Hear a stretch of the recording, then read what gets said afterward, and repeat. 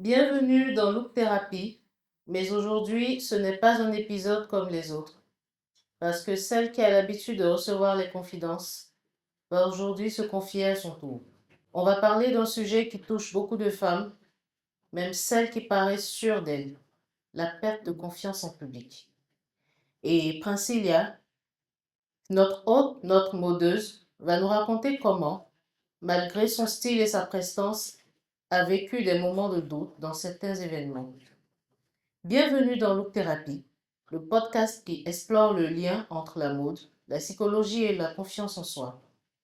Comment tu te sens de passer de l'autre côté du mur?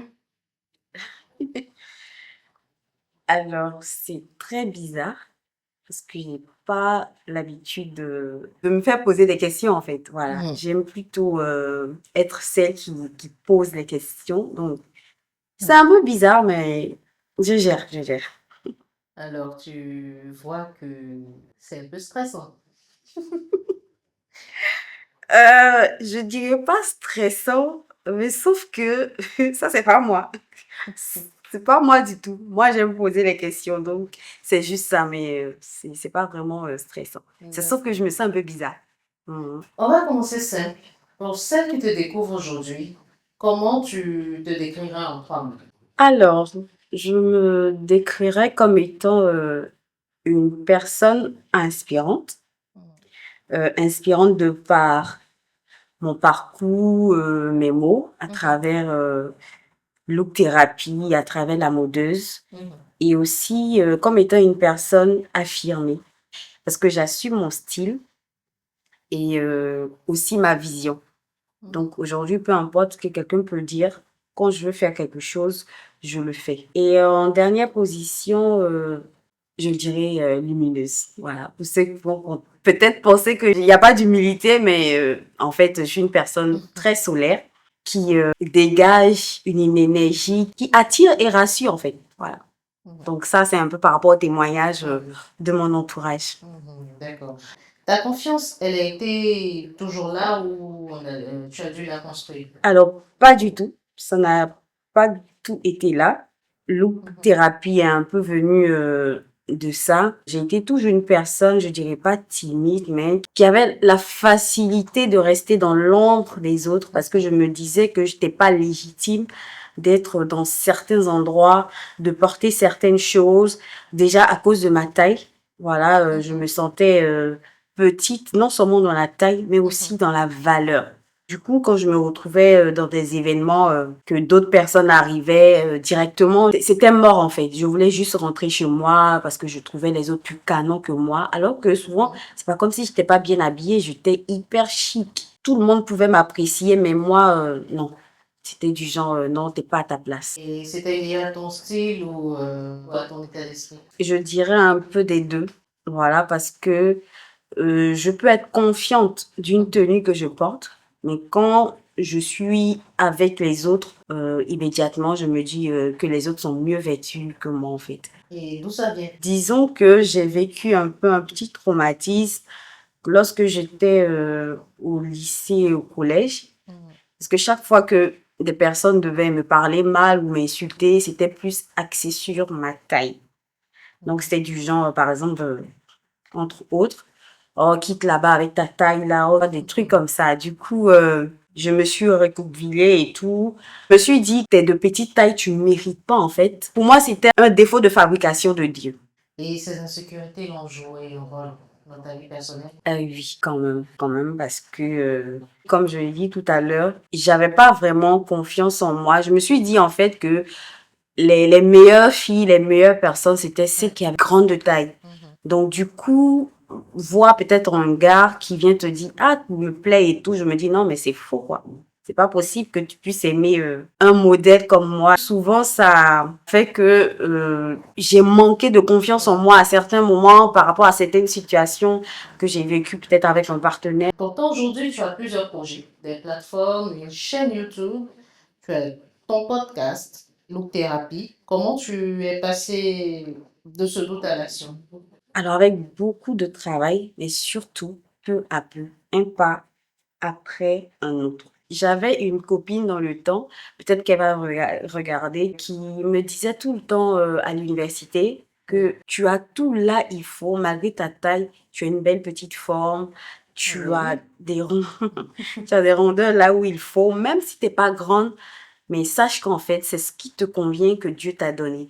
Donc, elle a permis, en fait, sans le savoir, de découvrir quelque chose en moi, de me dire, mais attends, alors qu'elle, elle était grande, c'était une fille Oui. grande, bien pulpeuse, tu vois, donc je me disais, si elle, elle me dit ça, c'est que je tiens quelque chose, en fait. J'ai commencé à prendre sur moi, à me dire, vas-y, t'es légitime d'être toi, t'es légitime d'avoir cette taille, t'es légitime de vivre avec les personnes que tu trouves peut-être normales et tout ça. Moi, je te trouve plus belle que certaines personnes qui sont grandes et tailles. Oh là là, je suis émue. Merci beaucoup. Oh, je t'en prie. Et là, je vais te poser une question que tout le monde veut peut-être la poser. Mhm. Et ta vie amoureuse, D'accord. est-ce qu'elle influence ton style ou pas? Peut-être oui, peut-être pas aussi. Mais je dirais plutôt oui, parce que ma vie amoureuse, c'est une partie de moi. C'est vrai que ça va pas venir d'éteindre sur ce que j'aime, sur la mode et tout, mais c'est une partie de moi. Et je me laisse pas guider forcément par ma vie amoureuse dans le côté mode et tout, mais je tiens quand même compte souvent de ça. Et avec ou sans quelqu'un à mes côtés, l'essentiel c'est d'avoir confiance en moi, de porter ce que j'aime et me sentir à l'aise en fait. Voilà. Et quels sont tes projets maintenant? Parce qu'on sait que la modeuse ne s'arrête pas à la thérapie. Ah oui. Alors les projets, bon, disons que Look Therapy commence petit à petit à grandir et tout. Et je pense que dans les années à venir, dans les mois à venir, peut-être il y aura d'autres projets qui vont accompagner Look Therapy. Voilà, donc restez connectés pour plus d'émotions avec mes invités. Voilà. Alors, si tu pouvais envoyer un message à la jeune dame adolescente il y a 10 ans, la jeune dame princière adolescente, qu'est-ce que tu lui dirais? Avec assez de blessures. La jeune dame qui a 10 ans, qui a reçu assez de blessures parce elle a été dans un environnement où il n'y avait pas vraiment d'appréciation. Quand on t'apprécie, c'est que c'est mauvais. Et du coup, je lui dirais, bah, je sais ce que tu as vécu pendant ces moments-là, mais tu as été quand même forte parce que ces blessures-là ont été en fait des escaliers pour que tu sois là aujourd'hui.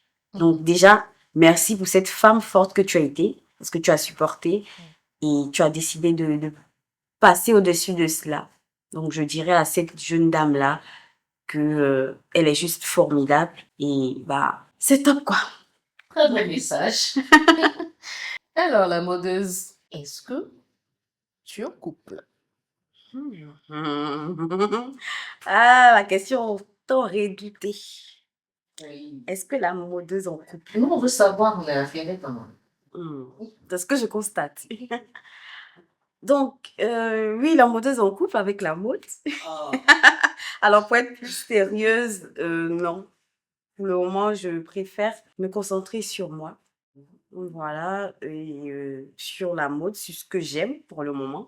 Et en attendant, bien évidemment, le bon. Voilà, parce que je suis sortie de quelque chose qui m'a un peu brisée. Donc, il fallait que je me reconstruise pour ne pas briser quelqu'un d'autre en retour. Voilà. C'est toujours bon de guérir de ses blessures pour ne pas les infliger à quelqu'un d'autre. Effectivement. Et c'est aussi une parole de femme indépendante de se concentrer sur soi et sur ses projets. Independent woman. J'attends mon héritier italien. Ah oui. Oui, parce que je suis fatiguée de travailler aussi. Si tu devais donner un message à toutes celles et ceux qui se sentent en dehors dans une pièce de vêtements, ce serait quoi? Alors, si je devais donner un conseil, c'est en fait d'arrêter de cacher sa lumière. Parce que je ne cesserai jamais de le dire. Ce qui nous révèle vraiment, la plupart du temps, ça nous fait peur. Donc, il faut chercher à oser. Pas oser dans le mauvais sens, mais oser montrer sa lumière à travers des vêtements. Si tu aimes quelque chose, porte, fais-toi plaisir. Le simple fait de porter une nouvelle tenue, pour moi, c'est une thérapie. Le simple fait d'avoir une nouvelle coiffure, je suis dans la joie durant tout le mois. C'est quelque chose qui me guérit. Donc, si toi aussi tu penses qu'une nouvelle tenue, une nouvelle coiffure, un nouvel accessoire peut te guérir, vas-y à fond. Ne regarde pas quelqu'un parce que tu te caches, tu restes dans l'ombre des gens qui continuent à briller et toi tu es là, tu caches ta lumière et tu vas rester dans ça combien d'années? Tu as fait, ça n'a pas marché, tu n'as rien eu dedans. Mais il faut changer. Tu vois, donc il faut oser porter ce qu'on aime vraiment. Il faut passer ses blessures en fait. Que tu puisses montrer à ces personnes-là que toi, tu es au-dessus de ça. Leurs mots n'ont pas pu t'écouler en fait. Voilà. Alors là, tu rejoins ton rôle de psy. Ok, merci Princilia d'avoir accepté de jouer le jeu aujourd'hui. Ce que je retiens, c'est qu'avant d'être une hôte et une conseillère, tu es une femme qui avance avec tes forces, ses failles et ses rêves. Merci pour Look Thérapie, qui est une belle émission sur un espace de renaissance.